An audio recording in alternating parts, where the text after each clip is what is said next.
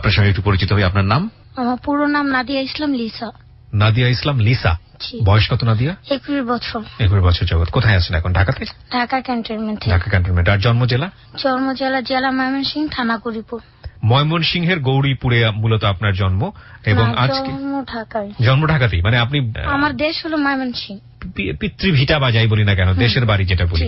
এবং আপনি আজকে এসছেন আজকে লাখ লাখ মানুষের সামনে আপনার জীবনের গল্প তুলে ধরবার জন্য। ওর জীবনের গল্পটা অদ্ভুত রকম ভাবে ইন্টারেস্টিং গল্প।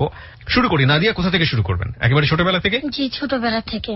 আমি যখন ছোট ছিলাম তখন আমার আম্মু আব্বু দেশে ছিল, তখন ছোট ছিলাম। তখন যখন ঢাকা আসে প্রথম, আমার আব্বুর মামি হয়, সে তো আমার সম্পর্কে দাদি হয়। সে একজন বাসায় কাজ করে, সে তার আর্মি ছিল। আমার আব্বু আম্মু আমাকে নিয়ে আসে ছোটবেলায় ঢাকা। মানে অনেক কষ্ট করে করে আম্মু কাজ করে, আব্বু রিক্সা চালায়, কখনো মাছ বিক্রি করে। আপনি কি প্রথম সন্তান পরিবারের? জি, 2 ভাই 2 বোন আমরা। মানে আপনি সবার বড়? জি। ওকে। মানে একজন পরিচিত লোক, তাকে বলে একটু থাকার জন্য, জায়গা দেওয়ার জন্য আমরা নিজেরাই ঘর উঠে নিই ওখানে। 3টা বিল্ডিং ছিল ওই এলাকাতে, আর সব ছিল আমাদের মতোই আর কি বাসা। তখন ওদের ছেলে মেয়েদের সাথে আমরা খেলতাম। মানে যাদের মা বাবা ওরা আসতো, আয়সা বলতো পড়তে বসবে না, হাত মুখ দিয়ে পড়তে বসো, লিখতে বসো। সবাই সবার গার্জিয়ান সন্তানদেরকে ডাক দিয়ে নিয়ে যেত, কিন্তু আমাদের মতন যারা ছিল তাদের মতন কেউ আসতো না বলার জন্য। রাত হয়ে গেল, সন্ধ্যা হয়ে গেল, কোনো খোঁজ নাই, খবর নাই। তখন আমার খুব খারাপ লাগে। ওদের বাবা মা ওদেরকে নিয়ে যায় হাত মুখ দিয়ে পড়তে বসার জন্য, আমাকে কেন বলে না আমার বাবা মা? এটা ফিল হতো আপনার? হ্যাঁ, এটা ফিল হতো। তারপর আমি আম্মুকে একদিন প্রশ্ন করি, আম্মু তুমি তো আমার কখনো বলো নাই যে পড়তে বসো, হাত মুখ দিয়ে এতক্ষণ খেলা লাগবে না। বলে তোর বাপের টাকা আছে? আমার মায়ের উত্তর দেয় যে তোর পড়াশোনা করো, এই করো। ওকে। আর ক্যান্টনমেন্ট একটা স্কুলের নাম জানতাম, আজিজ মাসা একাডেমি, বুকের সাহারা খাতুনের একটা স্কুল। তখন আমি জানতাম যে ওই স্কুলেই মানে সবাই পড়ে, একটাই স্কুল।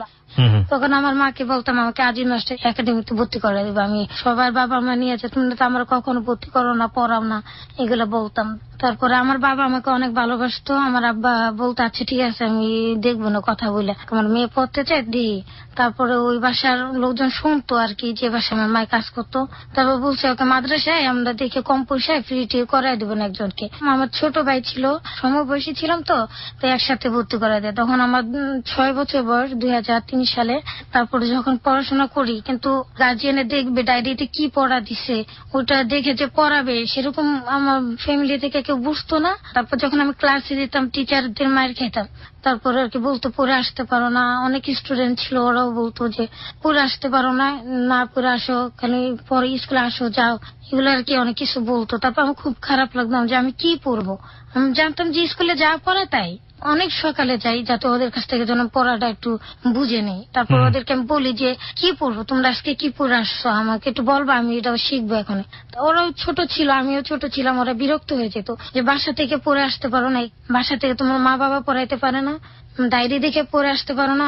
ডায়েরিতে কি লেখে সেটাই আমি বুঝতাম না।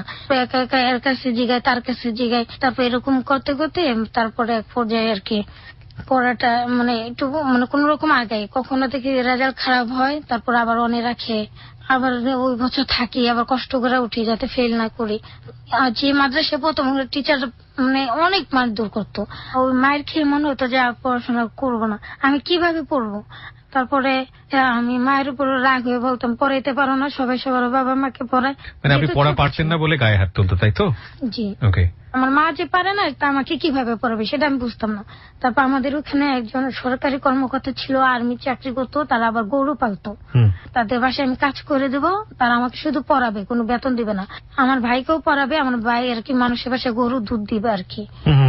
তারপর আমি এটার জন্য আমি এর বাসায় সব কাজ করছি, এমন কোন কাজ নেই, শুধু একটু পড়াশোনা শেখার জন্য। কোন ক্লাসে পড়েন তখন? আমি ক্লাস 2-তে উঠছি। ওই সময়টাতে মানুষ ওই বাসায় কাজ করতেন যাতে একটু পড়া শিখিয়ে দেয়। জি। ওকে।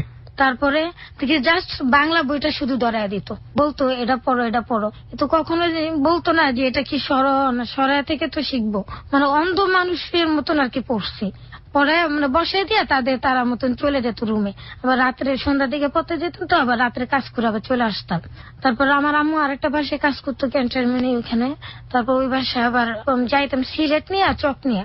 তখন বলতো মামা আমাকে একটু পড়া শিখাবেন। তারপর উনি আবার একটু ভালো করে আমাকে বুঝিয়ে দিছে, এটা সর এটা সরা, এভাবে শিখাইছে, সিলেটের মধ্যে লিখে দেখে বুঝাইছে। তো আমি 4 বাসায় কাজ করছি পড়া শিখে দেওয়ার জন্য, সে শুধু আমাকে বসায় দিচ্ছে ওইভাবে আমার 2 ভাই বোনদেরকে। তারপরে আমি তো কাজ করি, সবই কাজ করি, আমার ভাইও দুধ দেয় 2 বেলা। তারপরে আবার নৌকা দিয়ে যাতায়াত করা হতো এই ক্যান্টনমেন্টের ভিতরে। এখন বড় রাস্তা হয়েছে ঠিক। ওকে। তা আমার ভাই তো গরুর আবার দোয়া পরিষ্কারও করতো ভালো করে পড়ার জন্য। কারোর সাথে খেলতেও ভালো লাগে না। আমি সবসময় পিছের বেঞ্চে চুপচাপ বসে থাকতাম, বসে শুধু বোর্ডে নজর দিতাম। আর তারপরে যখন আমি একটু পড়া শিখে গেছি, ডায়েরিটা কিভাবে বের করে পড়তে হয়, আবার সিলেবাসটা কিভাবে বের করে পড়তে হয়, তখন আমি নিজের জীবনে একটা রুটিন করে নিছি যে আমি সকালে বুড়ে আমি অনেক আজানের সময় উঠতাম, উঠে নামাজ পড়তাম, নামাজ পড়ে যতটুকু পারি আমি পড়ি আর কি। একটা বাসায় কাজে যেতাম সকালে, সে সব কাজ করাইতো 200 টাকা দিত। এটা 2007 সালের। তো আপনি যখন প্রথম থেকে বুঝতে পারছিলেন লেখাপড়া শেখাচ্ছিল না, তো কাজ ছেড়ে দিলেন না কেন? এটা হলো আরেক বাসায় আর কি। ওই প্রথম বাসার পর আরেক বাসায়? বাসাটা চেঞ্জ করে ফেলেছেন? এটা অন্য বাসায় গিয়েছে? ওটা চেঞ্জ করি না, ওটা আমি ছোটা ভাবে করতাম, মানে রাত্রে থাকতাম না, স্কুলে যেতাম, বাবা মার কাছে। কিন্তু যেখানে আপনি কাজের জন্য গেলেন গিয়েছি ওখানে আপনার স্কুলে বেতন দিতে হবে, বই খাতা কিনতে হবে। আর একটা হলো মাদ্রাসায় আমার পড়া, মানে আরবিতে রচনা লিখতে হয়, আরবিতে কবিতা লিখতে হয়। এগুলো তো আমার আলাদা আলাদা টিচার লাগবে এক একটা সাবজেক্ট। এই জন্য আপনার ওই পয়সাটা দিয়ে আপনি যদি পড়তে পারেন। জি। তারপরে আমি পড়তে পারতাম না, তারপরে আমি বলতাম আব্বুকে, বলতাম বা আমাকে একটা স্কুলে ভর্তি করে দেওয়ার চেষ্টা করলাম, মাদ্রাসা আমি লোড নিতে পারতেছি না। তারপরে আমি একটা প্রাইভেট স্কুলে ভর্তি হয়েছি, এটা হলো খানপল্লী পাবলিক স্কুল। এটা তারপর ওই স্কুলে আর কি আমি বলে নিই যে আমি সকালে আসবো, ক্লাস করব, টিফিন ফ্লুটে আমি চলে যাব, আমার কাজ করে আমার আবার বেতন দিতে হবে। তো প্রাইভেট স্কুলের সুযোগটা দিছে বিদায় আমি আর কি পড়তে পারছি বাকিটুকু। ওকে। তারপরে আর কাজের জন্য যাতে টাকা পাই, ওই টাকাটা দিয়ে যেন খাতা কলম বই কিনতে পারি, স্কুলে বেতন দিতে পারি। তখন স্কুলে বেতন ছিল 500 টাকা। ওটাই তা আরো বাসায় কাজ করতে হবে, ওখানে 200 টাকা দিত। আর একটা বাসায় কাজ করতাম, সেখানেও 200 টাকা দিত, এলো 400 টাকা। তারপর আবার আব্বুর কাছ থেকে কিছু নিতাম। আবার যে এখানে প্রাইভেট পড়তাম সেখানে তো কাজ করি প্রাইভেট পড়ার জন্য, কিন্তু সেভাবে পড়াচ্ছে না, সেটা আমি তখন বুঝতে পারি নাই। আমি ভাবতাম যে তারা যেভাবে পড়াবে সেভাবে আমার শিখতে হবে। তারপর আরেকটা বাসায় কাজ করি, সেখানে 300 টাকা, আর এই 200, 400, 700 টাকা পাইতাম। অনেক স্যার ম্যাডামরা বলে যে ওর টিফিনে সবসময় চলে যায়, কিন্তু সবাই তো জানে না। আমি তো হেড ম্যাডামের সাথে কথা বলেই নিছি। অনেক মানুষের পরিচয় হয়, তারপর ওদের কাছ থেকে আমি পড়া জানার জন্য যাইতাম, কেউ দিত না।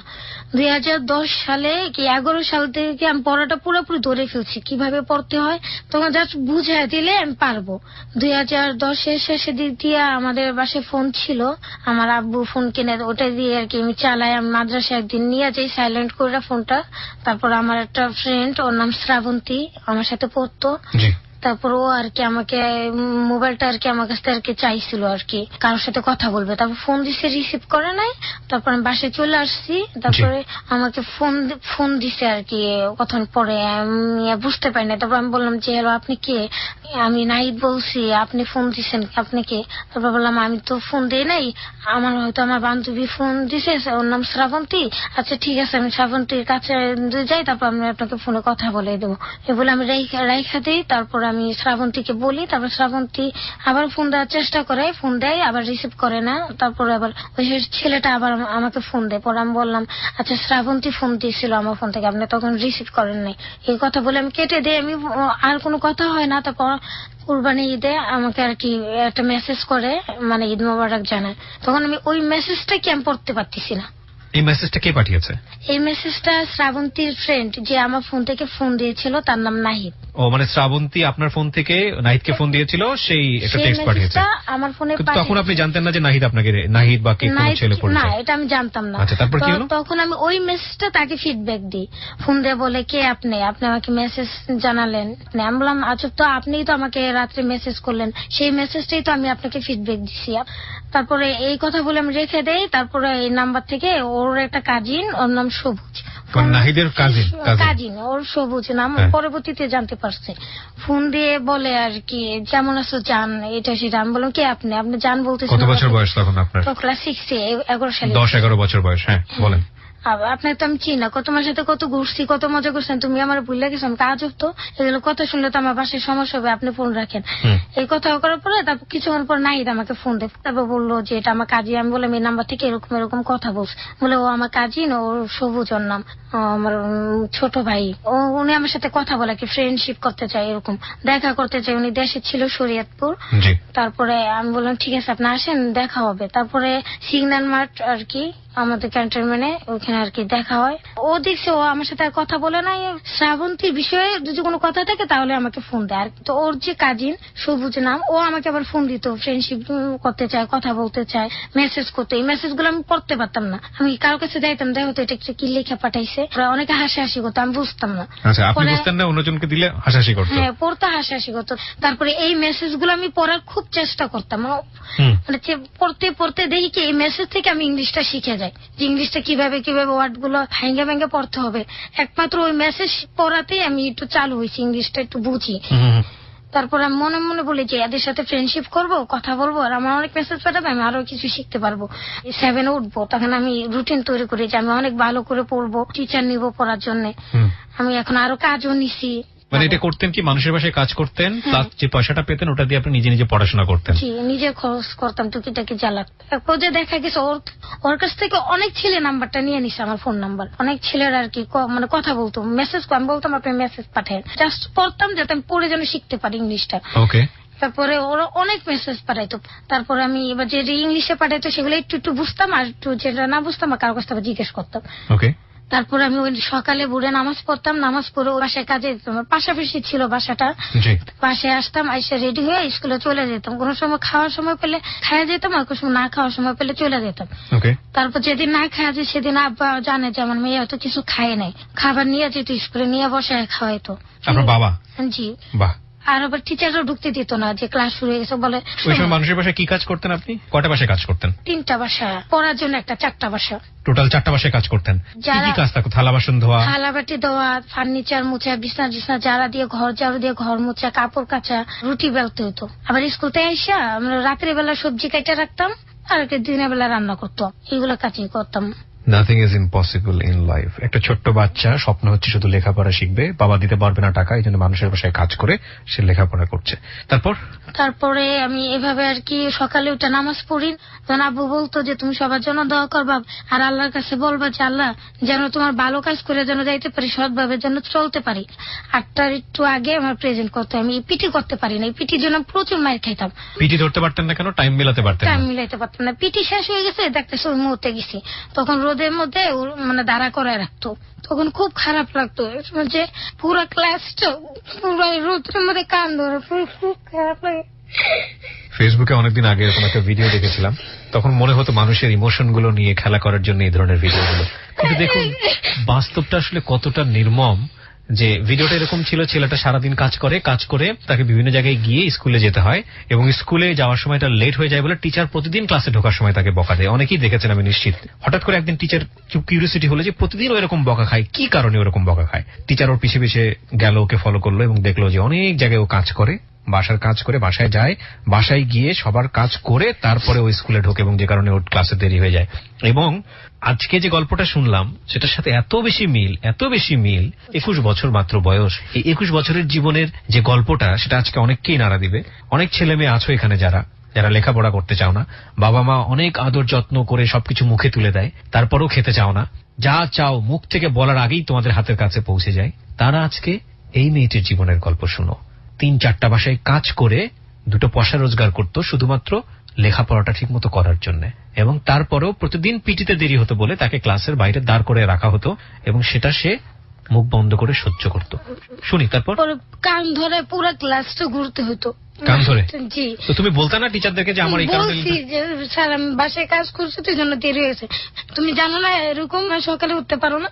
পরে প্রচন্ড রোদে এত খারাপ লাগতেছে, কাজ করছি পরে ঢুকি তো একটা হুজুর ছিল আমাদের ইসলামিক বই পড়াইতো, তো উনি আমাকে অনেক করে ইঙ্গিত দিয়ে বিভিন্ন কথা বলতো যে তুই পরীক্ষা লাড্ডু পাবি, লাড্ডু।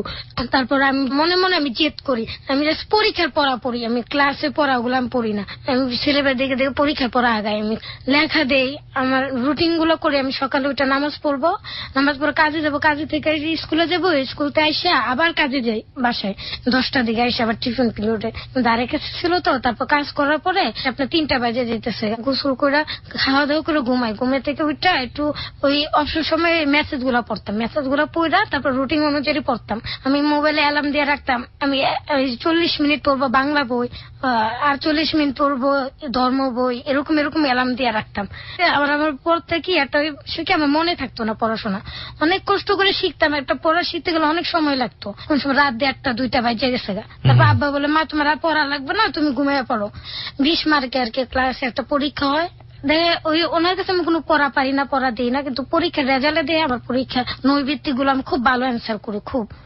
তারপর আবার ইসলাম বইগুলো আমার যে মনে থাকে না, তারপর আবার সৃজনশীল তো প্রশ্ন প্যারাটা, ওই প্যারাটা প্রথমে পড়ি আর প্রশ্নটা পড়ি বুঝা, তারপর ওইখান থেকে প্যারা থেকে আবার নিজে যদ্দূর পড়ছি কিছু মনে থাকে ওইভাবে আমি বানায় দিই, সাজায় গুছায়, তারা নাম্বার দিতে বাধ্য হয় যেহেতু হয় আর কি প্রশ্নের উত্তরটা। তারপর দেখে পরীক্ষা ভালো কিন্তু পড়া পারে না ক্লাসে, হুজুরটা বলতো তুই তো মাইন্ডসেটটা দেখে দেখে লিখছিস। তারপরে অনেক ছাত্ররা আছে, সারা কিছু কমপ্লেন করে, রানা ছাত্র ছিল, সে আমাকে অনেক আদর করতো, কারণ আমি তার প্রত্যেকটা সাবজেক্ট আমি ভালো ভালোভাবে পড়ে দিতে পারি, লেখা দিতে পারি। তার কাছে কমপ্লেন যায়, তারপর সেই বিষয়টা দেখে, আমি কারোর সাথে কথা বলি না, মিশি। একদিন আমাকে প্রশ্ন করে না দিয়া কারোর সাথে মিশো না কেন, ওদের সাথে তুমি কথা বলো না কেন, সবসময় পিছের বেঞ্চে বসে, আমি একা থাকতে পছন্দ করি স্যার, আমি একা ভালো লাগে, আমি একা পড়ি আর কি।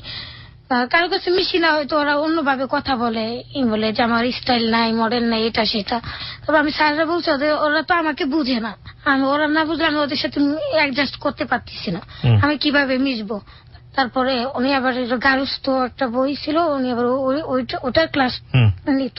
তারপরে ওখানে আবার এই যে আপনার ভেজিটেবল চপ বানাইতে বলছিল সবাইকে, মানে অনেক কিছু লেখা থাকে, এগুলো কিনে বানাইতে হয়, তা আমি পারবো না বিদায় আমি দিতে পারি নাই, বলছে ওই সাবজেক্টে তুমি তো মার্ক পাবা না, নাম্বার পাবা না। তারপর আমি বলছি আমার আব্বার কাছে বলে দেখি চেষ্টা করতে পারি কিনা, আব্বা বলছে যে ঠিক আছে তুমি নাম তোমার আইনা দিব না। তারপর গাজর এগুলো অনেক কিছু লাগে, অল্প অল্প করে কিনছি, কেনার পর আমি নিজে বই পরে দেখে বলছে আমার আম্মুর একটু সাহায্য নিচ্ছি, যে আম্মুকে বলছে তুমি একটু বেজে দিবা। তারপর সকাল দেরি হয়ে যাচ্ছে, অনেক দেরি হয়ে গেছে, তারপর ওটা আমি পরিবেশন করছি, কিন্তু ওখানে আমি সবচেয়ে ভালো মার্ক পেয়েছি, যে আমারটা অনেক ভালো হয়েছে। স্যারে বলছে গারস্থ সাবজেক্ট আমি অনেক ভালো করতাম অন্য অন্য মেয়েদের কাছ থেকে, তো আমার পুরোটা ছিল বানানো। স্যারে আপনি এত কাজ করতেন, আপনি পড়তেন কখন? পড়তাম যে রাত্রে সন্ধ্যার দিক দিয়ে পড়তাম। লাগতো না মানে সারাদিন কাজ করার পরে? লাগতো, তারপর অনেক কষ্ট হইতো, অনেক অনেক খারাপ লাগতো, অনেক কষ্ট হইতেছে। তারপর আমি পড়ছি লিখছি, ওই বাসায় পড়তে যাবো কি, আমার ভাই এত কষ্ট করে গরু দুধ দেয়, সেভাবে পড়ায় না, আবার আমার বেতন দেয় না, তারপর আমার সেভাবে পড়ায় না। আমি বুঝে গেছি অলরেডি, মেসেজ পড়ে আমি বুঝে গেছি ইংলিশটা কিভাবে পড়তে হয়। তারপর গাইড কিনে ওই গাইডের উচ্চারণ দেখে দেখে আমি ভেঙে ভেঙে পড়ি।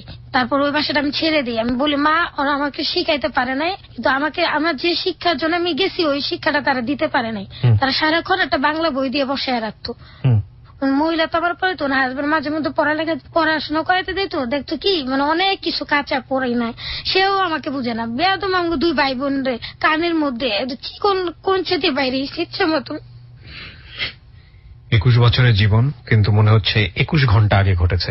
ও যেভাবে কাঁদছে বা মনে করছে, সেখানে আসলে শৈশবের সুখস্মৃতি নেই, কিন্তু কি চেষ্টা একটু লেখাপড়া করার জন্য, একটু জাস্ট পড়াশোনা করার জন্য। আমরা যেখানটায় ছিলাম, তারপর কি হলো? আমার ভাইকে আমাকে প্রচন্ড মারে, কানের মধ্যে চিকন একটা কোঞ্চে দিয়ে 2 কানের মধ্যে হাতের মধ্যে বেদম মায়ের। ওই আঙ্কেলটা খুবই কষ্ট হইতো আমার ভাই, ওই মায়ের খাওয়ার পরে ও পড়ালেখাই ছেড়ে দেয়, এভাবে না বুঝে না জেনে এইভাবে মারাটা ঠিক হয় নাই। আমি তো শিখতে চাই, আমি তো চেষ্টা করছি, চেষ্টা করার পর যদি না পারি তাহলে আমাকে মারবে কেন? আমি আর কখনো কাউকে ফোন দিই না, যে আমার প্রয়োজন মেসেজ, ওরা যার প্রয়োজন সে আমাকে ফোন দেবে। তারপরে আমি বুঝতে পারছি যে আমার সাথে দেখা করলে কেউ কথা বলে না, না দেখে অনেক কথাই বলে। তারপর আমি ভাবি আর দেখাই করবো না। তারপর পিছনে একটা ঘটনা ফালা রেখেছি, মাদ্রাসায় কিন্তু আমি 5 পরীক্ষা দিছিলাম। ওই বাসা ছাড়ার পরে 2010 সালে পিএসসি পরীক্ষা, তখন মাদ্রাসায় শুরু হয়। তখন আমি অনেক কষ্ট করে আমি পরীক্ষাটা দিছি, আমি সি পেয়ে পাস করছি আর কি। পরে আর কি স্কুলে ভর্তি হয়েছি, ক্লাস 7-এ পড়তেছিলাম। আব্বু যাও খুব অসুস্থ হসপিটালে। ম্যাডাম আমার ক্লাসে ম্যাডাম উনি আমাকে আর কি বললো যে তুমি টিফিনে কেন চলে যাও, সত্যি করে আমার বললো তো না। আমি বললাম ম্যাডাম এরকম বিষয়। বলছি কি আমার বাসায় কাজের যে খালাটা সে অসুস্থ, তুমি কি কয়েকদিন কাজ করে দিতে পারবে? আমি বললাম আচ্ছা ঠিক আছে ম্যাডাম। তারপর উনি আমাকে নেয় যে তুমি সকালে আমার বাসায় আসবা, এরকম করে কাজ করি। তারপর ওনার হাজবেন্ড বলে ওকে বাধা কাজে রাখা দাও। ওনার বাসায় থাকি, সারাদিন রাত্রে ঘুমাইতাম না আর কি। সকালে ঘুরে যাইতাম, যে কাজ টাজ করে দিয়ে আবার স্কুলে চলে আসতাম। আবার স্কুলে ক্লাস 4টা ক্লাস করে আবার চলে যাইতাম, যা সব কাজ করতাম। তারপর আবার সন্ধ্যার দিকে চলে আসতাম আমাদের বাসায়, তারপর এসে পড়তাম। এই একটা বাসাতেই কাজ করি, সে আমাকে 1700 টাকা বেতন দিত। ওকে। তারপরে 1700 টাকা বেতন আমি প্রাইভেট নিই। সব কাজ ছেড়ে দিলেন, শুধু একটা বাসাতেই কাজ করতেন 1700 টাকা। আমার আব্বু হসপিটাল ছিল, 1700 টাকা আর 200 টাকা আমার হাত খরচ করি, 1000 টাকা ওই স্যারকে দেয় আর 500 টাকা স্কুলে দেয়, আর আব্বুর কাছ থেকে বাকিগুলো বই খাতা কলম কিনে নিয়ে। তারপর উনি আমার আর পড়াইতে চায় না, যে তো অনেক কাঁচা, ওকে অনেক সময় দিয়ে পড়াতে হয়, ও সেভাবে কাভার করতে পারে নাই, মানে এভাবে বলতো। একটা আলাদা টিচার নিতে গেলে দেখা যাইতেছে 3500 টাকা 3000 টাকা চাচ্ছে, এভাবে তো সম্ভব না। আমার আব্বু আবার 2014 সালে জানুয়ারি মাসের 12 তারিখে আমার আব্বু মারা যায়। হসপিটাল ছিল, ঢাকা মেডিকেল ছিল, আম্মু দৌড়াদৌড়ি করতো। আমার ছোট ভাই বোন ওরা বাসায় থাকতো, ওরা তো অনেক ছোট বোনটা অনেক কষ্ট করছে। তারপর বাসায় আর কি দেখাশোনা করতো বোনটা। প্রতিদিন বিকালে তো চলে যায়, তখন দেখা যেত আমার আব্বু হসপিটালে থাকে, তো আমি আর বাসায় যাই না, থাকি না। ওই ম্যাডামের বাসায় থাকি, যেহেতু এত বড় হয়ে গেছে একটা মেয়ে, খালি বাসায় কিভাবে থাকবে ওরকম একটা জায়গায়। তবে ম্যাডামের কাছে রাত্রেই ঘুমাইতাম, ওখানে স্কুল করতাম, ওইভাবেই করতাম। পরে আমি ওই ম্যাডাম আমাকে একদিন বলছে আজকে আমার মেহমান আসবে, তুমি কিন্তু আজকে তোমাদের বাসায় যেতে পারবে না। তারপর ওই দিন আমার এত খারাপ লাগতেছে, মানে আমার বাবার কত প্রচুর মনে করতেছে, প্রয়োজন হলে চাকরি ছেড়ে দেবো, আজকে আমি আমার বাসায় যাবো। তারপর ম্যাডামরা বলে ম্যাডাম আমি আজকে বাসায় যাব, আমি আপনার কথা রাখতে পারলাম না, আমি দরকার হলে আমি কাজ করবো না, আমার খারাপ লাগতেছে, আমার আব্বুর কথা অনেক মনে পড়তেছে। আব্বু যে মেডিকেল থেকে আসছে আমি শুনছি 2-3 দিন, আবার যে চলে গেছে সেটা জানি না। তারপর আমি গেলাম, যাওয়ার পরে আমার ছোট বোনকে দিয়ে কি ও রান্না করতেছে, ওর 7-8 বছর বয়স। তারপর মানে ওদেরকে দেখাশোনা করার জন্য আমার ছোট বোন, কারণ আমি তো থাকি আরেক জায়গায়, সম্ভব না। তারপর আমি বলি আমার আব্বা কোথায়, তারপর বলে কি যে ও বলে হাসপাতালে গেছে আম্মা নিয়ে। তারপর আমার এত কান্না আসছে কথা শুনে, হাসপাতালে গেছে, মানে ভীষণ খারাপ লাগতেছে বাবার কথা শুনে। তারপর আমি একটা ম্যাডাম, আমার স্কুলের ম্যাডাম, উনি লিজা ম্যাডাম, ওনার কাছে যাই, ওনার কষ্টের কথাটা বলি, আমার আব্বু এত বছর ধরে অসুস্থ, আল্লাহ কি আমার আব্বুরে কি ভালো করবে না। সন্ধ্যা দিকে ম্যাডাম বাসে ফিরলাম, তো ম্যাডাম আমাকে অনেক কথা শুনেছে, যে গেছো একটা দিন না গেলে কি হইতো, এই করতে আমার মেহমান আসছিল, আমি সব কাজ বুঝাই দিয়ে আসি, আমি জানি মেহমান আসবে। তারপর সেই দিন নামাজ পড়ি, নামাজ পড়া মানে আব্বার জন্য দোয়া করলাম যে আল্লাহ আমার আব্বা যদি কোনো পাপ করেছে তো মাফ করে দেওয়া। 2টা বাজে ফোন দিয়ে বলে যে তোর বাপ মারা গেছে। আমার অনেক কান্না করে, অনেক চিল্লাই। তারপর সবাই উঠে আসে যে এত রাতে তোমার ফোন আসছে, তুমি কান্নাকাটি করতেছো কেন? পরে আমি বললাম আমার আব্বু মারা গেছে, অনেক কান্না করলাম, আব্বুর সাথে ওই ম্যাডামের বাসায় থাকতাম, আব্বুর সাথে বেশি দেখা হইতো না। 7 তারিখে দেখা হয়েছে জানুয়ারি মাসে। পরে একদিন আব্বু আমার মাথায় হাত দিয়ে বলতেছে মা আমি মরেছে, আমার আর বাঁচবো না। বলে আব্বু ওই যে ওইখানে আমার আব্বু যতটুকু আদর করছিল ওই জানুয়ারি মাসে 7 তারিখে বাবা মারা গেল, 12 তারিখে মারা গেছে। এটা 7 তারিখে আমার শেষ দেখা কথা। বাজার করে নিয়ে আসতাম, টাকা দিয়ে দিত, তখন আব্বা আমার ধরে অনেক কান্না করে, মানে অটোমেটিক চোখে পানি এসে পড়ে। আব্বা বললাম বাঁচবো না, মরে যাবো, তুমি তোমার আর বাসায় থাকা লাগবে না। আব্বু পছন্দ করতো না, আমি অনেক লুকাই কাজ করছি বাসা বাড়ি। তারপর আব্বু আর কি বলে তুমি আয়া পড়ো আমাদের এখানে। ফোনে আপনি বুঝতে পারেন যে বলে কেউ একজন যে বাবা মারা গেছে, তারপর গেলেন বাবাকে দেখার জন্য? না, ঢাকা মেডিকেল তখন হরতাল ছিল। তারপর ওখানে ঢাকা মেডিকেল অ্যাম্বুলেন্স দিয়ে পাঠাইছে। পরে ডাক্তাররা হেল্প করছে আমার মাকে। আমার এতগুলো আত্মীয় স্বজন ঢাকা শহরে স্থানীয় আছে, ইসিবি চত্বরে, ওইখানে সবাই অনেক ভালো পজিশন আছে, কেউ কিন্তু আমার বাবারে দেখতে যায়ও নাই। পরিবারের আয়ের মতো লোক বা সাপোর্ট দেওয়ার মতো লোক তো বাবাই ছিল। তখন আপনার বয়স কত? 14-15 এরকম। 14-15 বছর বয়স। আপনি সবার বড়, আর বাকি ভাই বোনগুলোর বয়স কত কত ছিল? সবচেয়ে ছোটটার বয়স কত ছিল? 4 থেকে 4.5 বছর। বলেন। তারপরে যে মেসেজে ফোনের বিষয়ে মা একটু জানে, কথা বলি। তারপরে এটার জন্য আমার মা অনেক কড়া ভাবে শাসন করতো। পর আব্বু মারা গেল, আমার আম্মু অসুস্থ হয়ে পড়ছে, এবার যে মানসিক সমস্যা, পাগল হয়ে গেছে আর কি। তারপর দেখতেছে আমার ভাই এক জায়গায় থাকে, ওই হেল্পারই করে, উনারা রাস্তায় থাকে, কখনো বাসায় আসে, ওর ঠিক নাই। পরে আমি আবার বাসায় কাজে চলে যাই। তারপর একদিন ম্যাডাম স্কুলে গেছে, আমি স্কুল ছাইড়ে দিছি। তখন আমার ম্যাডামের হাজবেন্ড বলছে কি বাজার লাগবে আর কি, আমি লিস্ট করে দিছি। তখন বলছে আমি বাজার করে নিয়ে আসি, তুমি থাকো, আর তোমার মামারে নাচতে দাও, ম্যাডামের ভাই। তোমার ওনার দুই ছেলে অফিসে গেছে, চা দিতে গেছি, ওখানে আমার খারাপ ভাবে বাজে ভাবে আমার হাতটা টান দেয়, চা না জানো। পরে আমি হাতটা দূরে ধাক্কা দিই, ওনার পা দুটা অ্যাক্সিডেন্ট হয়েছিল, লাঠি দিয়ে আর কি হাঁটতো। আপনি এমন করতেছেন কেন, এগুলো কিন্তু ঠিক না মামা, আমি তো আপনার বাইক নিয়ে মতন। তবে সে অনেক করতেছে আমার সাথে। পরে সে হাঁটতে পারে না, বাইক সব পায়ের জন্য তো আমি বেঁচে গেছি। ওই পা দিয়ে হেঁটে হেঁটে পাকের ঘরে গেছে, পাকের ঘরে এমন ভাবে দাঁড়াইছে, আমি পাকের ঘরে কাজ করতেছি, আমার মাথার মধ্যে প্রচন্ড রাগ উঠছে, সেরকম বটি দিকে একটা দিব।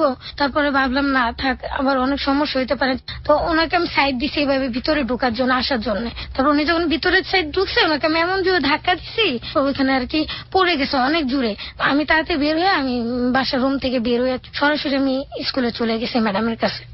আমি অনেক কান্না করি, ম্যাডাম আপনার সাথে আমার কথা আছে, আমি বাসাতে, তুমি এখন আসছো কেন, কাজ আছে, আমার বাইকে ডাক্তারের কাছে নিয়ে যেতে হবে। কয়েকটা ম্যাডামও ছিল, তারপর আমি বললাম এই বিষয়টা। তারপর উনি আর কোনো কথা বলে না, চুপ করে হয়েছে। পরে উনি বলছে তুমি বাসায় কাউকে বললো না, তুমি ঠিক আছে আমি দেখবো, এরপর থেকে তোমাকে। আমি ম্যাডামরা বললাম আপনার বাসায় কাজ করলে আমি আঙ্কেল থাকবে, ভাইয়া থাকবে, আপু থাকবে, আর আপনারা থাকবেন। বাইরের লোক দুটি থাকে একা, তাহলে আমি একা একটা রুমে থাকতে পারবো না। উনি আমাকে কয়েকদিন গাইড দিয়ে রাখবে, ওনার ভাই সবসময় আসে। তারপরে আমি কই না, বাসায় ছেড়ে দেবো। ভাই সেই সব কাজ করতো, ডিস্টার্ব করতো অনেক ভাবে, বাজে বাজে ভাবে। তারপর আমি বলতে পারতেছি না, তো ওনার মেয়েটাকে আমি বললাম, যেহেতু সমবয়সী ছিলাম, উনি আমার একটু ছোট হবে 1 বছরের, পরে ওনাকে আমি একটু শেয়ার করলাম। তারপরে বলছে তুমি কিছু করতে পারলা না, দিতে পারলা না, ইচ্ছে মতন দিয়ে দিতা। মানে ওনার আবার সৎ মা ছিল, ওই মেয়ে, ওনার মা মারা গেছিল, ওটা আর কি তার সৎ মামা। এটার জন্য আমি ওই বাসাটা ছেড়ে দিছি। হয়তো বা আমার পড়াশোনা হইতো, তারপরে আমি মায়ের কাছে থাকি, মা আবার পাগল হয়ে যায়। তারপর অনলাইনে একটা গ্রুপ আছে আর কি, যে বিল্ডিং ওঠায়, ফ্ল্যাট ওঠায়, নাম করে অনলাইন, মানে কি করে অ্যাপার্টমেন্ট, একটা বাসা ওঠায় নাম। ওখানে কি মানে কাজের লোক দেয়? কাজের লোক দেয় না, মানে পরিচিত আর কি, একজন কাজের লোক খুঁজতেছে, লাগবে অনলাইনে। ওকে, তারপর মানে এটা আর কি, তখন আপনার কাকা ওখানে ম্যানেজ করে দেয়।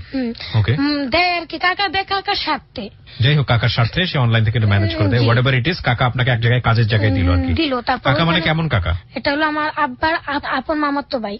আচ্ছা, তারপর সে আর কি আমাকে দেয়, দেওয়ার পর ওইখানে যায়, উনি আবার অনেক ধরনের সন্দেহ করে মোবাইল নিয়ে, ভাবে আমি কারোর সাথে কথা বা কি অনেক ভাবে আর কি দেখে শুনে রাখে। ওনার ছেলেটাও আবার অনেক ভালো ছিল, একটাই ছেলে ছিল, মানে ফ্রেন্ডের মতো মিশতো, আমার খুব ভালো লাগতো যে কথা বলতো। তারপরে আর কি সন্দেহ করতো ওনার বাবা মা তো মোবাইল চালায়, এরকম একটা সেনা মেয়ে আমার রাখা তো ঠিক না আমার বাসায়। তারপর আমার কাকাকে আর কি বলে যে এরকম এরকম আমি তো রাখতে পারবো না। ওনারা আবার 1000 টাকা আমাকে দিত আর কি মাসে। পরে আর কি ওই আমার আম্মু প্রথমবার পাগল হয়ে যায়, ফোনে তারপর যাই, ওই 1000 টাকা নিয়ে মানে ফল ফ্রুট কিনে দিই যতটুকু পারি আর কি, ওটা দিয়ে করি। পরে আমি উত্তরাতে যাই, তো উত্তরা মানুষ সবাই ভালো অনেক, এদের খাওয়া দাওয়া কোনো কিছু কষ্ট নাই, এদের বাসার মধ্যে মানে জামা কাপড় কোনো দিতে কষ্ট হইতো না। 1 মাস থাকি অনেক অসুস্থ হয়ে পড়ি, যেটা জন্ডিস বলে, এটা আর কি জন্মগত। এটা আমার বাবা ছিল বিদায় আমাদের হয়েছে 4 ভাই বোনের অসুখটা। ডাক্তার আর কি বলছে, তারপর কমলিতলা হাসপাতালে ভর্তি হয়, ডাক্তার দেখে, তারপরে বলে কি তুমি তো অসুস্থ অনেক, তুমি তো কাজ করতে পারতেছো না, তুমি বাসায় চলে যাও। বাসায় মানে উত্তরায় যে 1 মাস কাজ করার পরে বলছে যে তুমি বাসায় চলে যাও, তুমি তো অনেক অসুস্থ, সুস্থ হইলে আমরা আবার রাখবো তোমাকে।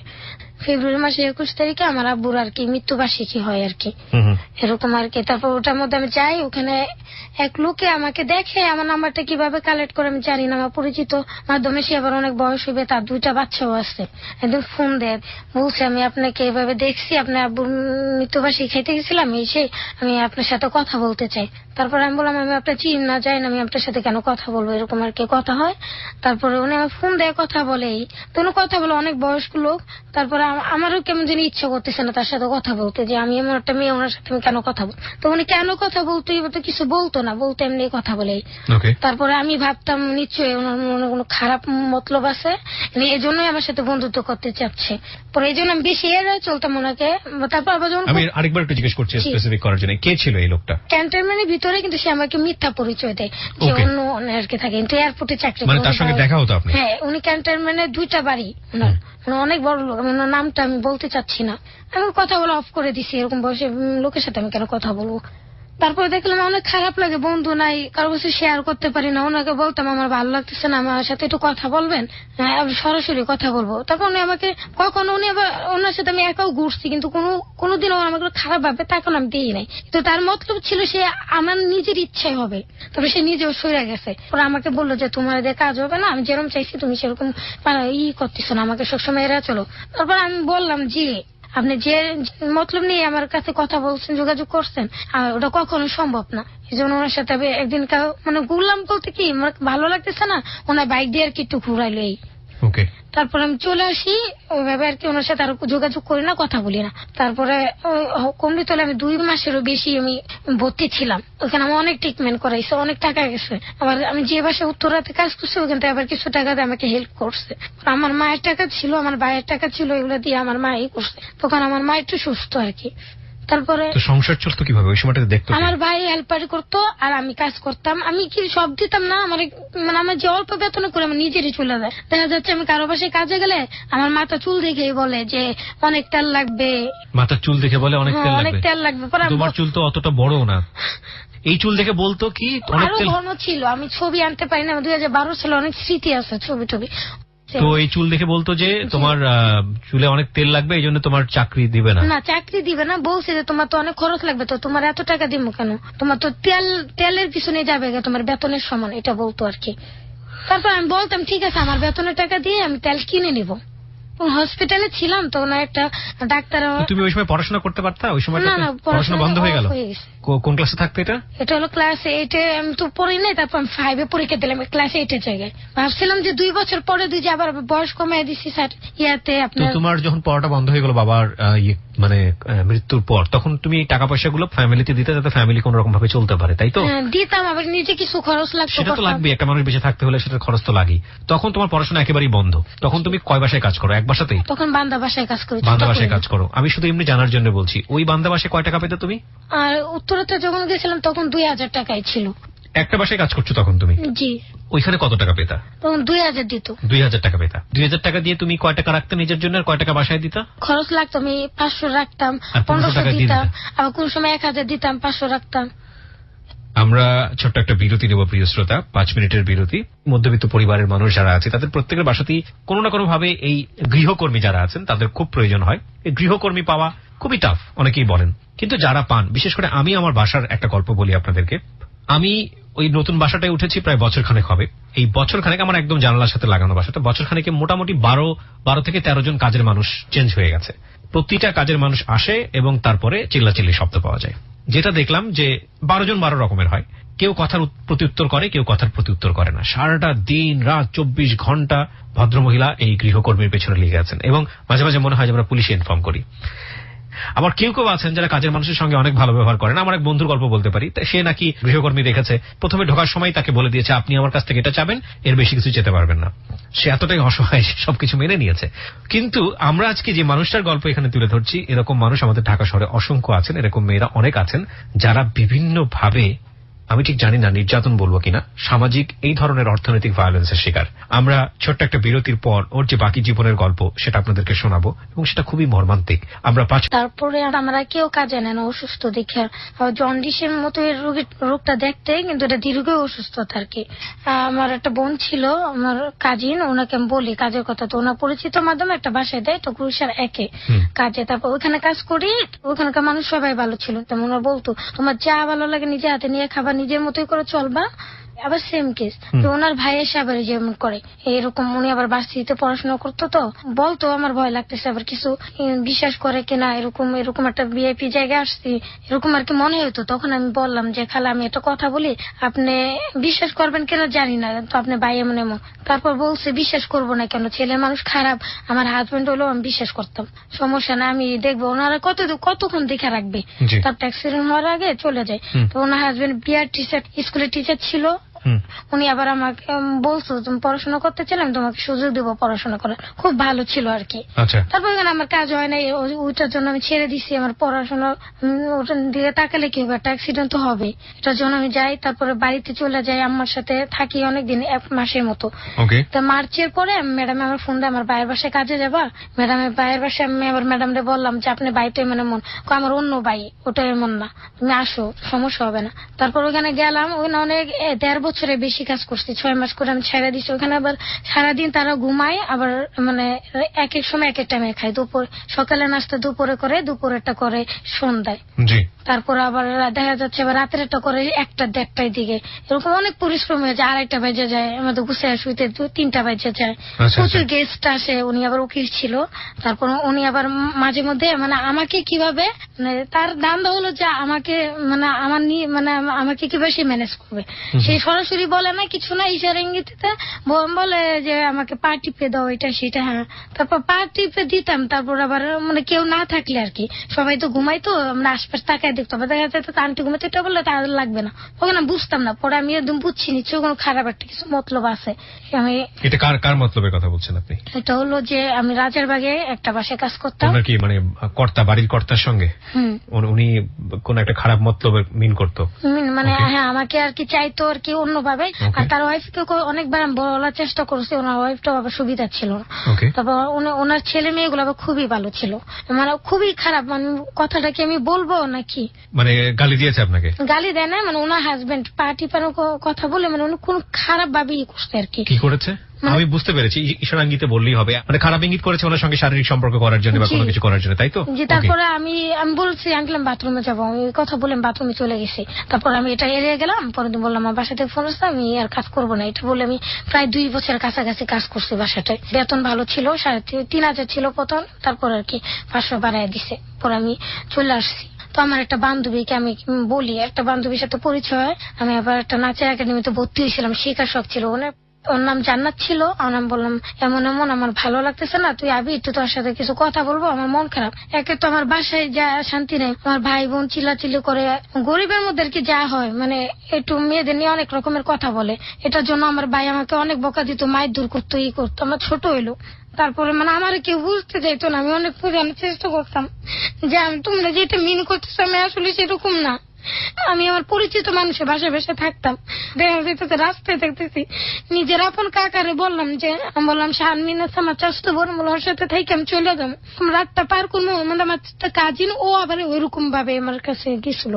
তারপরে আমি রাতে ছিলে ওসাইকে, তারপরে ও আবার চলে গেছে। পরে বিষয়টা আর ওরকম কিছু হয় নাই। পরে আমি বললাম আরে যে আপন মানুষের কাছে চাইছি যে সেবের জন্য, সেটাই হইতে চাইছিল। পরে আমার ওই বান্ধবীটা আমার ফোন দেয়, আচ্ছা তুই আজ আমি ফিরে আসি, রেডিসন আছে না, রেডিসনের পাশে আমার আসতে বলছে। হঠাৎ করে একটা গাড়ি থামে, আমি জানি না, গাড়ি থেকে একটা ছেলে এসে আমার মুখ চাপ দিয়ে গাড়িতে ভিতরে বইরে নিয়ে যায়। আপনাকে? জি। কিছু চিনি না জানি না, কোন জায়গায় নিচে একটা ফ্ল্যাটে নেয়। আপনি নিজের সময় জিজ্ঞেস করেননি যে কোথায়? আমি কিভাবে জিজ্ঞেস করবো, আমাকে তো মায়ের দূর করতেছে, ছেলেটা থাপড়াইতেছে আমারে, আমি অনেকভাবেই করতেছি। তারপর নিয়ে যায়। কয়জন ছিল? অনেকগুলো ছেলে ছিল, মানে 7-8 জন এরকম হবে। আচ্ছা। তারপর সে আমাকে বলতেছে এইরকম কিছু করার জন্য আমি আমার অন্য সরাই ফেলায়। দাঁড়ান, আপনাকে যে এই ঘটনার মুখোমুখি হতে হচ্ছে, এটার একটু লেস খোঁজার চেষ্টা করি আমরা। আপনাকে ফলো করেছে নিশ্চয়ই অনেকদিন ধরে? আমি জানি না, হঠাৎ করে এই ঘটনাটা ঘটছে। আমাকে আপনি পরে গিয়ে আবিষ্কার করতে পেরেছেন এটা কে করেছে, কারা করেছে, পরে বুঝতে পেরেছেন? জি। আচ্ছা ঠিক আছে, তাহলে শুনি ঘটনাটা কি হলো। তারপর আমাকে যখন এভাবে নেয়, তারপরে অন্য সরাই ফেলে। তারপর উনি আবার গেঞ্জিটা খুলে, ভাই আপনি দুটো পায়ে পড়ছি, আপনার আমার ছোট বোনের মতন দেখেন, আমার বাবা নেই, এরকম আমার সাথেই করেন না। পরে আমি অনেক আল্লাহকে ডাকি, জানলা তুমি এখান থেকে উদ্ধার করে, তুমি ছাড়া আমার আর কেউ নাই। যে অনেক আমাকে মারে, অনেক কি করে। আরেকজনের এসে বাবা বসে একটা লোক, সে আবার এরকম আর ছড়ে গেছে, সে আর কিছু করে নাই, মানে পারতেছে না আমার সাথে আর কি। তখন জানি না, অনেক শক্তি ছিল, আমি অনেক শক্তি করে সরাই ফেলেছি। তারপর লোকটা বাবা আপনি আমার বাবার মতন, আপনি আমার বাবাটা, আপনি কিছু করেন না। যে ছেলেটা আনছে সেই ছেলেটা কিছু করতে পারেন, কিন্তু উনি আমার আর কি বুকের মধ্যে হাত দিয়ে জামার অবস্থায় জামা পরানো ছিল। তারপর আমি খুবই কিনা লাগিয়েছি, যে কাজটা আমি জীবনে হয়নি। এমন একটা জায়গায় বাসায় কাজ করছি আমি নিজের, কখনো যেন এরকম কিছু না হয়। উনি আবার আমাকে করে আমার সেলোয়ারটা খুলে মানে ওখানে হাত দেয়, তারপর আমার একটা শারীরিক সমস্যা হয় না মেয়েদের, ওই সমস্যাটা ওই দিন হচ্ছিল। তারপরে উনি আর কিছু আর কি করে নাই, বলে কে তোর তো এটা হয়েছে সেটা হয়েছে। পরে আমি বললাম আমি জানি না। পরে উনি এসে বলে কি তোরে তুই জান্নাতের চিনোস না, জান্নাত তো এগুলো করে এরকম। ওই যে আমার সেই ফ্রেন্ডটা জান্নাত না। তারপরে আমি আর কি পরে আমাকে বলে আছে ওরা পৌঁছে দেয়। তারপর আমি লিফট উঠলাম, আমাকে সরি বললো। আমি বললাম আপনি সরি বলে কি হবে, এটা তো খুবই অন্যায় করছে। আমি যে রুম আসছিলাম সেই রুম আমার ফিরে দিতেন।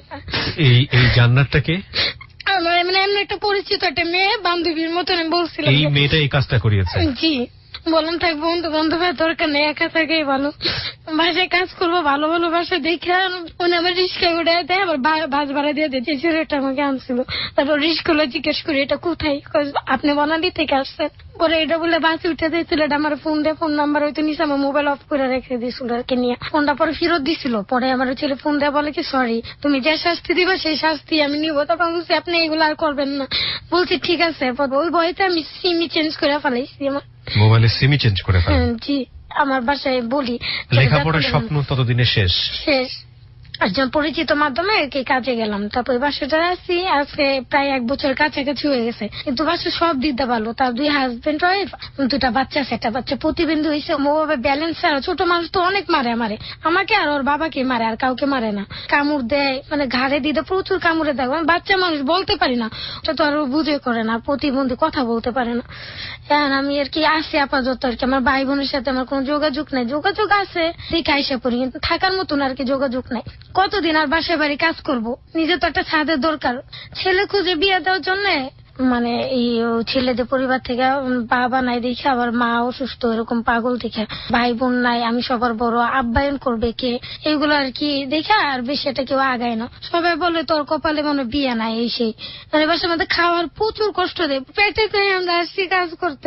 খাওয়ার কষ্ট বলতে কি হয়, মানে আপনার বাসি খাবারটা দিবে, তরকারি বাসি যা থাকে ওইটুকি। থাকতে দেয় কোথায় আপনাকে? নিচে থাকি ফ্লোরে, ড্রয়িং রুমে। তো এগুলো নিয়ে আপনি বাড়ি হলে কখনো বলেন না? একটু বলতে নিচ্ছি, বলছে সমস্যা হলে চলে যায়। আমরা সবসময় একটা কথা বলি যে হ্যালো 8920 এটা একটা ওপেন প্ল্যাটফর্ম, এখানে সব শ্রেণীর মানুষ এখানে আসতে পারেন।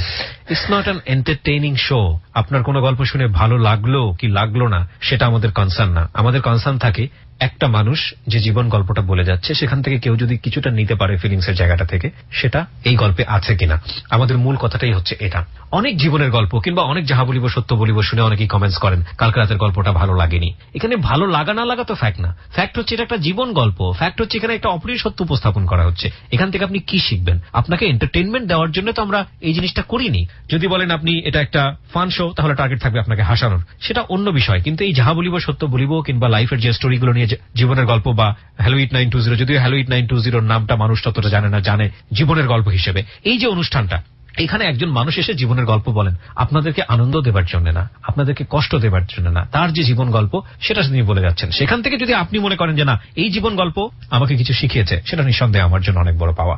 এই মেয়েটি সমাজের যে পর্যায়ের মানুষ তাদেরকে নিয়ে আমরা মাঝে মধ্যেই পত্রপত্রিকায় বা মিডিয়াতে গণমাধ্যমে রিপোর্ট দেখি, এবং সেই রিপোর্টটা হচ্ছে কাজের মেয়ে গায়ে হাত তোলা হয়েছে, আগুন দিয়ে ঝলসিয়ে দেওয়া হয়েছে। সেজন্য উপর শ্রেণীর মহল থেকে শুরু করে সর্বস্তরের মানুষ অনেক সময় জেলে যান, অনেক সময় তাদেরকে নিয়ে রিপোর্ট হয়। বাট এই মানুষটার ব্যাক অফ দ্য স্টোরি কি কখনো আসে? কেন একজন কাজের মেয়ে হয়, কি সে জীবন যাপনটা করে এবং শেষ পর্যন্ত এই ধরনের বর্বর অত্যাচার করে, কি তাদের সাইকোলজি, এগুলো নিয়ে কি কখনো স্টাডি হয়? আমরা শুধু রিপোর্ট পড়ি, আমরা পত্রিকার পাতা উল্টালাম, একটা ছবি দেখলাম লোমহর্ষক, দেখার পরপরই আমরা সেটা স্টাডি করা শুরু করে দিলাম, আহারে মেয়েটা এরকম, আহারে মেয়েটা এরকম। এই 2-4টা স্টোরি দিয়ে ঢাকা শহরে অসংখ্য গৃহকর্মী আছে, তাদের সিনারিওটা তুলে আনা সম্ভব নয়। পুরো জীবন গল্পটা যদি আপনি না জানেন, একজন মানুষকে আপনি মূল্যায়ন করবেন কি করে? ইভেন আপনার বাসায় যে কাজের মানুষটা আছে, সে একটা সার্টেন পিরিয়ড আপনার ওখানে কাজ করে, মাস শেষে একটা টাকা দেন, এই সব দিয়ে একটা মানুষকে জাজমেন্টে যাওয়া খুব কঠিন। আপনি যদি ওই কাজের মেয়েটার একটা দিন একটু সময় দিয়ে, যে আপনার বাসায় এই কাজটা করছে গৃহকর্মী, তার জীবনের পুরো গল্পটা যদি একটু জানতেন, সে কোথা থেকে এসেছে, সে তার জীবনের স্বপ্নটা কি ছিল, আপনি গল্পটা যদি 2 ঘন্টা তাকে সময় দিয়ে জানেন, আমার দৃঢ় বিশ্বাস কালকে থেকে তার প্রতি আপনার দৃষ্টিভঙ্গি পরিবর্তন হয়ে যাবে। সে তো কাজ করবেই, আপনাকে বন্ধু ভেবে করবে। আমি জানি কাজটা অনেক বেশি কঠিন, বাট আপনি এই কঠিন কাজটা করে দেখুন, কালকে থেকেই আপনার গৃহকর্মীর অ্যাটিটিউডটা চেঞ্জ হয়ে যাবে। I can guarantee you. Nadia, তারপর বলতে তো পারেন না ইনফ্যাক্ট খাবারের কথা। ঠিক আছে, তারপরে মানে খুবই কষ্ট হয়। তারপরে এখন আমি দেখতেছি আমার শরীরও কুলাইতেছে না কাজ করতে করতে। আবার দেখা যাইতেছে তার বাসায় পুরা কাজ করে তার মায়ের বাসা তো পাঠায়, ওইখানে ট্রেনে তো দাঁড়ায় কাছে, ওইখানেও আমার কাজ করে দিয়ে আসতে হয়।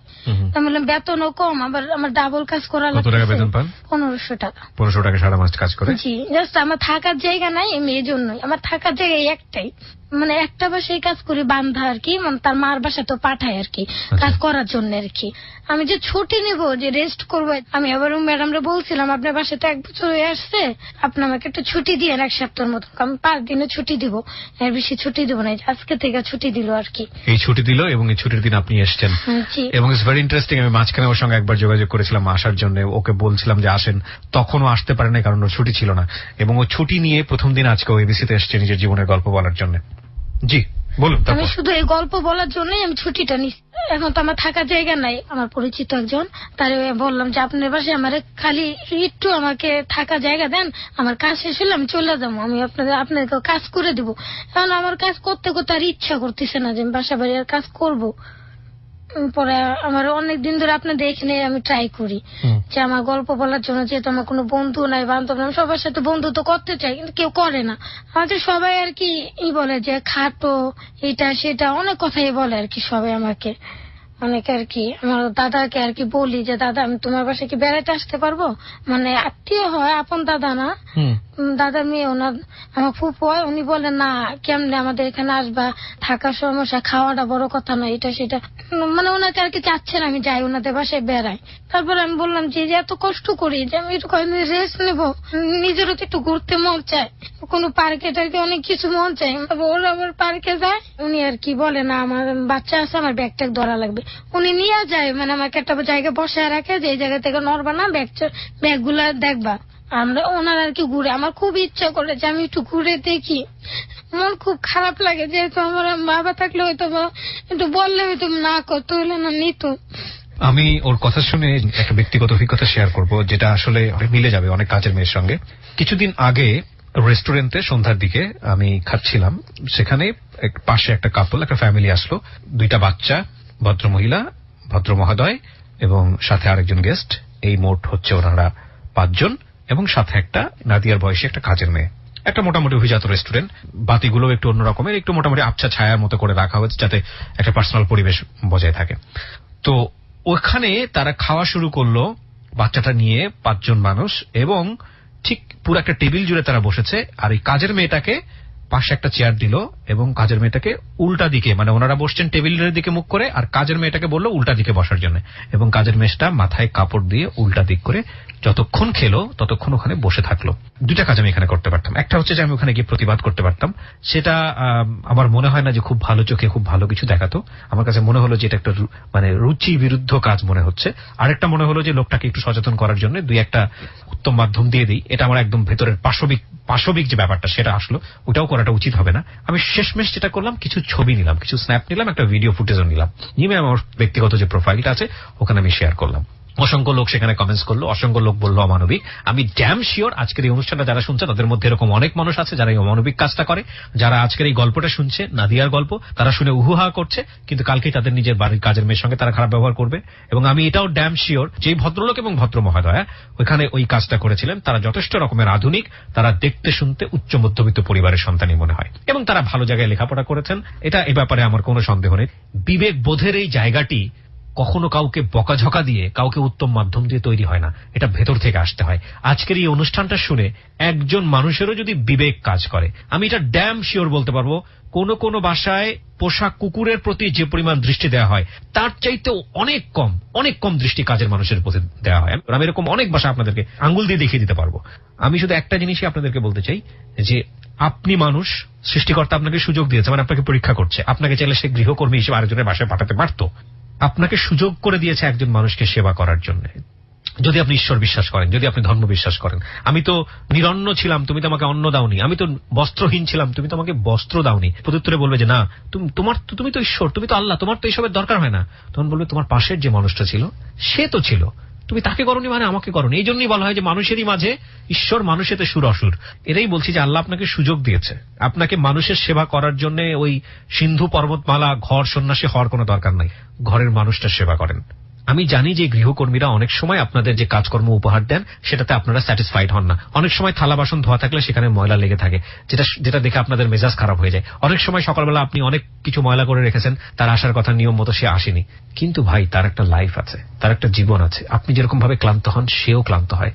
আজকে আমি প্রচুর কথা বলছি, বলার জন্যই বলছি।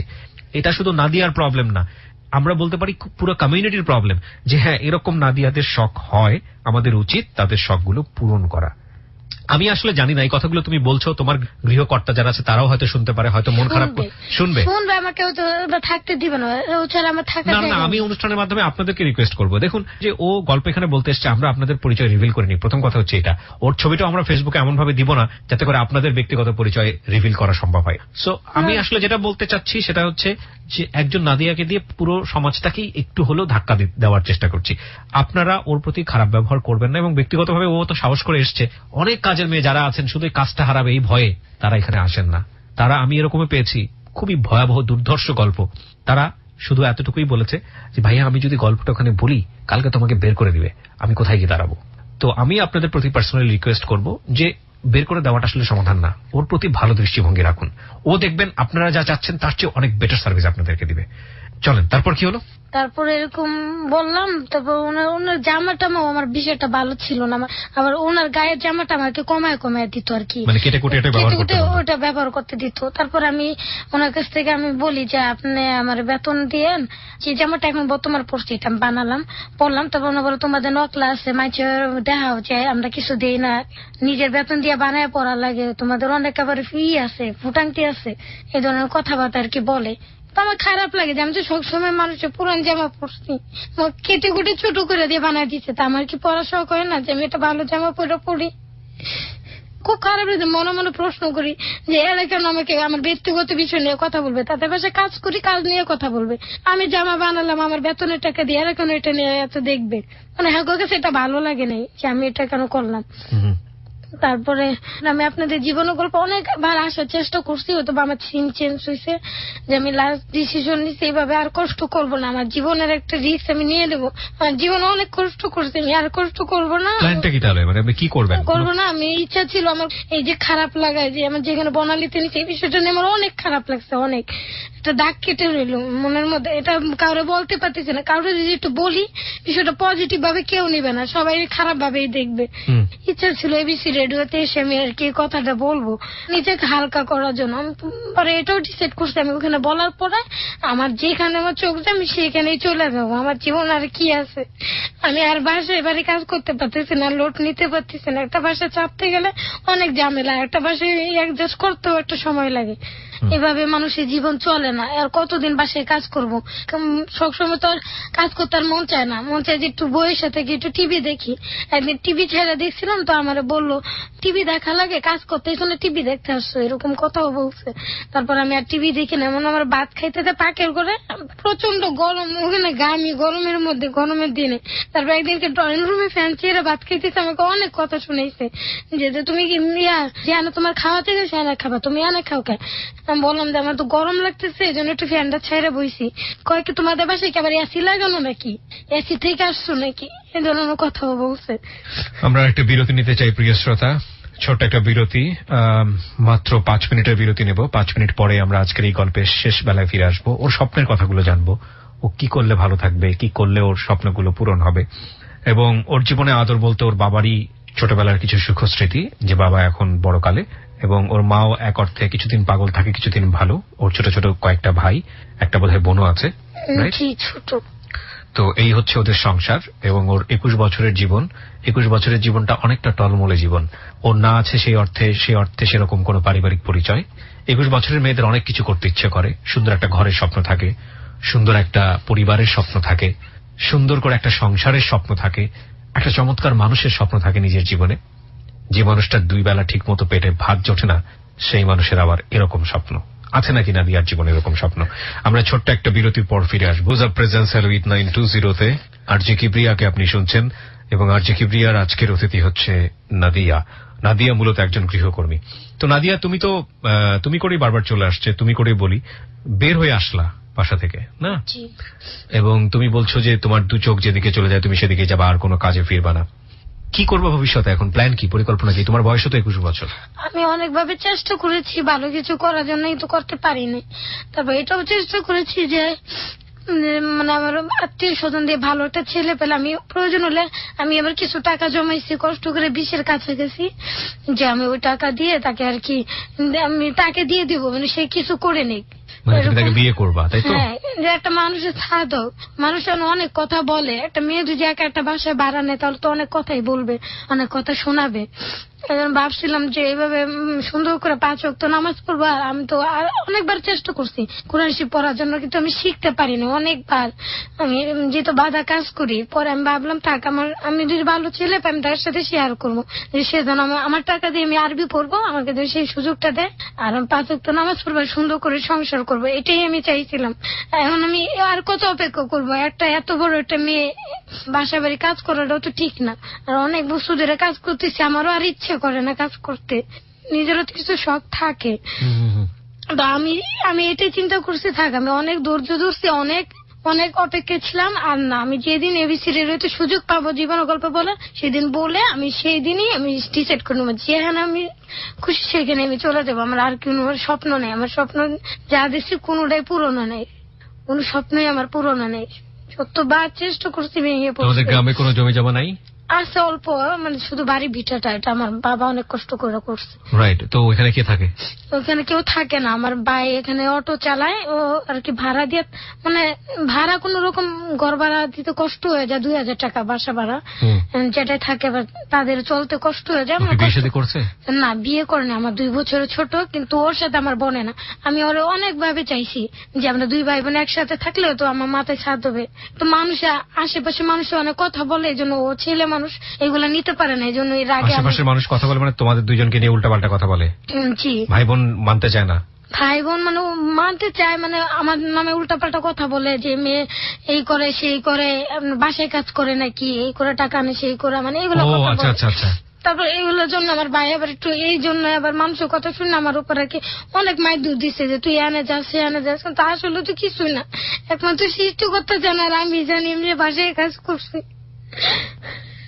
তোমার ভাই যেন তোমাকে রাখে নাই? না, ও রাখতে চান। আমি এইবারে গিয়েছিলাম সেদিন আমি ছুটি নিয়ে গেছি, যে আমার যে জীবন গল্প যে বলবো থাকাটা যেন জায়গা বের করে, যেন ওখান থেকে যেন আমি যেতে পারি। তারপর আমার ভাই বলে তুই এখানে আসবি না, তোরা যেন না দেখি, তুই যেখানে আছো সেখানে থাকবি। আমার মা বলতেছে বড় বোন না, এগুলো বলিস না। আর আমার মায়ের কি, আমার মায়ের উল্টা মারেও, যে তুমি আমার সাপোর্ট করে কেন, আর কি এক একজনে এক এক রকমের চোখে দেখে, কিন্তু সত্যটা কি সেটা তো আল্লাহ জানেন। আমি জানি আমি কত কষ্ট করছি, কত কাজ করছি, আমি কোন ছেলে মানুষের তো কোনো নেই, সরাসরি কোনো দেখা নেই, বন্ধুত্ব নেই, কিছু নেই। ফোনে কথা বলছি ঠিক আছে, না দেখে কথা বলছি, এগুলো তো আমার কিছু ছিল না। তো তোমার তো তাহলে কোন জায়গায় জায়গা নেই, এখন তুমি তাহলে কি করবা? আমি জানি না কি করবো, আমার বাসা তো আমার থাকতে অনেক কষ্ট হইতেছে। আমি ওনার থাকার জন্য খালি আমি থাকতেছি, আমার বেতনটা বড় কথা না, থাকাটাই আমার বড় কথা। এই জন্য আমি ভাবছি আমার যেখানে মন চাই আমি সেখানে চলে যাবো। লেখাপড়া তো মাত্র ক্লাস 7-8 পর্যন্ত, তাও ওটা তো বলা চলে না। না, ওরকম পড়াশোনা হয় নাই, পড়াশোনা করার মতন আর হয় নাই। তোমার জীবনে স্বপ্ন কি ছিল খুব ছোটবেলায়? স্বপ্ন ছিল এই যে আমি ইন্টার পর্যন্ত কষ্ট করে পড়বো, তারপর আমি একটা চাকরি করব, আমার বাবাকে নিয়ে থাকবো, ঘুরবো। আমার ভালো লাগে পড়তে, এটাই।